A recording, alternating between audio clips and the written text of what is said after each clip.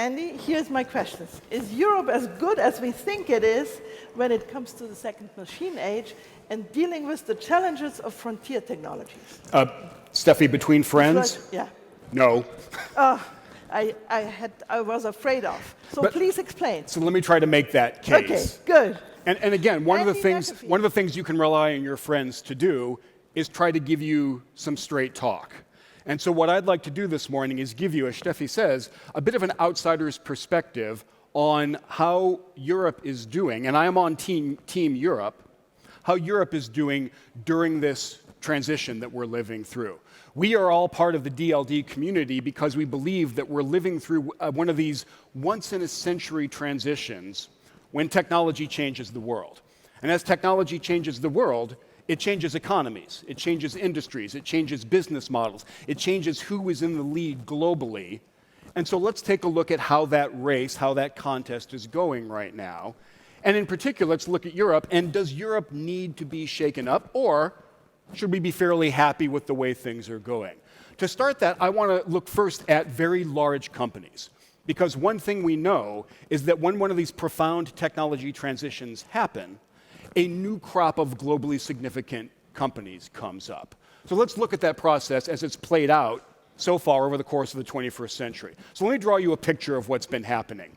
And this is a bubble chart that shows the 50 largest companies in the world by market cap. And I want to do that over the period 2000 to 2020. And so this is a little bit complicated. Let me break it down a little bit. We're going to look at the world's 50 largest companies year by year for the past 20 years. And on the vertical axis here, I've just got the revenue, the calendar year revenue for the company. And on the horizontal axis, how old it is. How long has this company been around? And so every bubble is proportionate to the market cap, the market value of the company. And you can kind of see there what a $1 trillion market cap company looks like versus a $100 billion market cap. So there are 50 bubbles on this chart. And you'll notice they're in three different colors. There are the red ones, which are the United States. There are the blue ones, which are Asian companies. And there are gray ones, which are European companies. Does that make sense? So let's watch the movie. I want to show you what's been happening over the past 20 years. Here's where we were in 2000. The United States had just a bit over 60% of the total market cap of the world's 50 largest companies. Europe had about 30%. So let's watch what happens. Remember the recession? That was bad. Then we got better. You can watch the oil age fade away. Watch the petroleum companies go away. And then look at the end there. The past few years have seen a very large shift in this graph.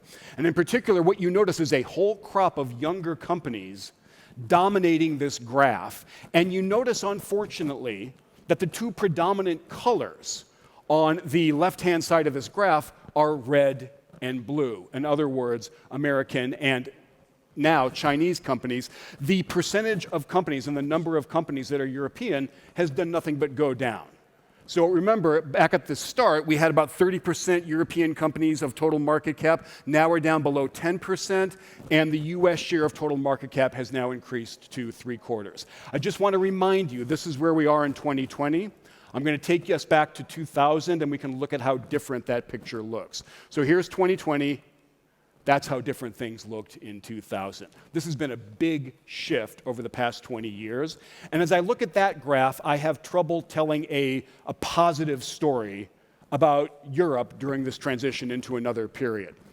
We don't just have to look at large companies. We should also look at the fast growers, the up-and-coming ones, the companies that have the best chance at becoming members of that club, the 50 largest club, somewhere down the road. So we've all heard about unicorns. Let's look at unicorns around the world. A unicorn, if you haven't heard of it, is a privately held company, so it's not on the public markets yet, valued at least $1 billion in the technology sector. And actually, there's some good news in Europe when it comes to unicorns, because if we look at where the new unicorns have been growing, if we look at new unicorns year by year, there are two really interesting trends on this chart. This one I was not aware of. Look at what's been happening in China. This is not encouraging if you're on Team China. The number of new unicorns generated year by year has been going down fairly dramatically in China. On the flip side, yay Europe, we're finally seeing some greater activity in new unicorn appearance, unicorn generation in the heart of the EU, in Germany and France. But again, if you look up top, you really do see the dominant source of company creation, fast-growing company creation in the world today remains the United States. So there's some good news for Europe. I want to try to put that in context, though. And I apparently like drawing bubble charts because I'm going to draw another one for you of where all the unicorns were in the world in 2019, which was the most recent year where I had data, and what they look like and how they're distributed around the world. So here's bubble chart number 2. And what we're doing here is trying to look at all the unicorns in the world and country by country. And on the vertical axis here, I've got the population of the country or the region. And on the horizontal axis, the real GDP, the level of affluence of the country or the region. And so what you'd expect is a more populous country that's wealthier, that has a higher GDP per capita, we would kind of expect to see more unicorns there. Whereas down closer to the origin, smaller countries, less affluent countries, you wouldn't expect to see as many unicorns, all other things being equal. And when I look at this graph, I kind of see 3 regions here. One is down close to the origin, smaller companies, less affluent countries. Those are going to have fewer unicorns. Our intuition is correct there. And in particular, if you look at red, those are countries that I included that are wealthy enough to be on this graph, but they don't have any unicorns. They're not in the club at all. Then there's that middle band of more populous countries, more affluent countries, and there's a real mixed bag there. You see some that are doing quite well, and then you see in the middle there,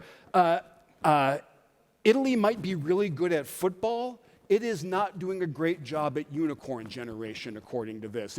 Given its size and its wealth, it's strange to me that that dot is still red. And then finally, out in the outer regions, we see exactly what we'd expect, which is the largest, the most populous, and the wealthiest countries and regions in the world are generating the bulk of the world's unicorns. And you're probably focusing on the European countries and the European countries as you look at regions as you look at that. Let me try to make that comparison a little bit more explicit for everybody. Here is a comparison of the EU versus the United States. And so the question I would pose an audience like this is that comparison, is that encouraging to you or not? Does that feel like good news or not? The EU is about as populous as the United States. It is not as affluent. So maybe we wouldn't expect it to have as many unicorns or as big, but that comparison seems a little lopsided to me. And so when I was thinking about a good title for this talk, Shaking Up Europe occurred to me because I do think that things could be improved here. And so the question is, recently, is the EU on a trajectory that might change some of these graphs in the right direction, or that might change it in the wrong direction? And I want to give a case study that does not feel encouraging to me. And so I want to look at this tension that we face all over the place between just letting innovation happen willy-nilly and having oversight, having governance over it. And I want to offer one case study about a recent example that I find particularly interesting. I was a little upset that when Steffi asked how many people had read our book, there weren't more hands up. Let me ask a related question. How many of us have used the Duolingo app? Yeah, a lot more, right? This is not surprising. Duolingo is now the world's most popular way to learn a second language. The world's best way to learn a second language is to have a romantic partner who does not speak your language. If you can't do that, Duolingo is probably your next best option out there. And it's spreading all over the world, as we just saw. It's now a unicorn. It's got a $2.4 billion valuation, and they're probably going to go public later this year. And that seems a little bit strange at first, because the basic Duolingo app is completely free. Where does their valuation come from? Where does their revenue come from? It comes from a couple innovations that they've come up with that I find really clever. One of them is the Duo Language English test. And this is a test that you can take from anywhere in the world, As long as you have an internet-connected device, in other words, as long as you can use the Duolingo app, you can take the Duolingo English test. And you do it from anywhere, whenever you want, and it only costs less than $50 when the cost for comparable English proficiency tests is usually about 4 times that or more. So this sounds pretty good, and we have about 3,000 educational institutions around the world that are now accepting the Duolingo English test as a test of your English proficiency, including some pretty well-known universities in the States and all over the world. So this, to me, feels like a win all around. This is generating revenue for Duolingo, giving it unicorn status. This is letting people who want to demonstrate their English proficiency to an educational institution do it at a much lower cost in a much more convenient way. And it appears to be good enough that more than 3,000 schools have signed up for this. The Duolingo English test occurred to me when I was reading through the draft that came out earlier this year, the proposed harmonized regulation about artificial intelligence that the EU has put out. And the reason the Duolingo English test occurred to me is there's a lot of artificial intelligence happening in the background of that test. It uses AI to figure out what question to ask you next, how proficient you actually are. It can home in on that fairly quickly. It does security, it does verification, all that automatically in the background. And like you can imagine, in 2021, you use a lot of AI and a lot of machine learning to do that. And the reason this matters to me is that the Duolingo English test has kind of an interesting status, as I understand it, and as I read through these regulations. So, for example, the EU is fairly clear that there is going to be a category of AI systems that they designate as high risk. And what that means is they're going to have to comply with a set of mandatory horizontal requirements before they can be placed on the market. And I don't know how to read that last sentence exactly, but that might mean before you can put a beta out there, before you can offer it in any form to the market, there is going to be a lot of compliance required of you. And so my question then was, what are these high-risk systems out there? And it turns out that an AI system used for determining access or assigning persons to educational training should be considered high risk. That seems fairly clear to me that the Duolingo English test would be considered a high-risk AI system under these regulations. And then my next question was, well, what does that mean? What does that mean for a company like Duolingo that might want to try to innovate on English proficiency tests? What's the burden here? And so I flipped through the draft proposal, and I want to give you just a very quick visual guide to what these requirements look like. Ready? That's more than nothing.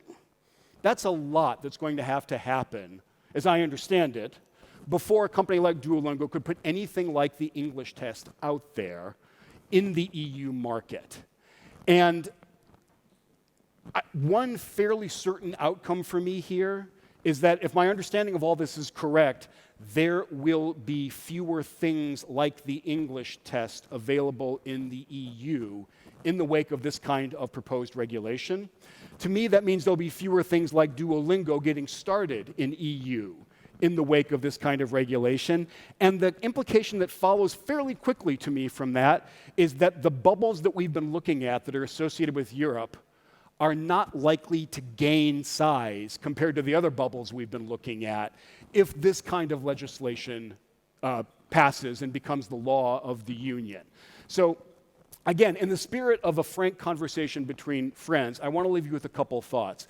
There's a deep difference of opinion about the right way to handle these kinds of innovations, these technology-based innovations that we're seeing these days. And the two schools of thought are permissionless innovation, just let us do it. That doesn't mean let us do anything. You can't put a drug on the market without any oversight. You can't pollute the environment without any oversight. But for things like rolling out a new English proficiency test, just let us try stuff and see what works and what gets some traction.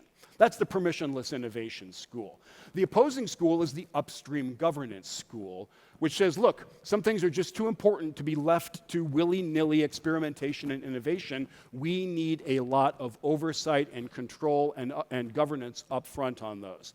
I hope it's been clear from what I've been saying so far. I am very firmly in the team of permissionless innovation. I see a lot of evidence that Europe is heading more deeply in the other direction, in the direction of further and greater upstream governance.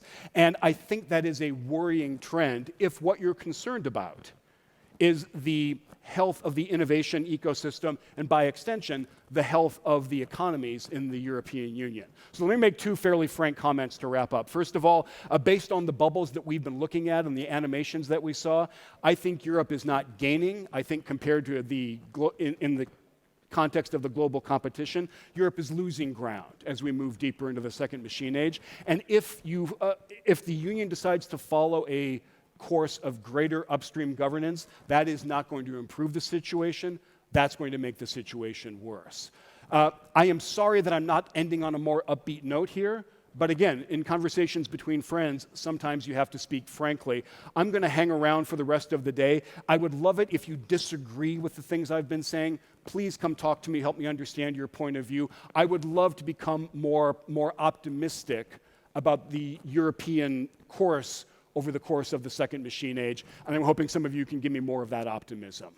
Thank you very much.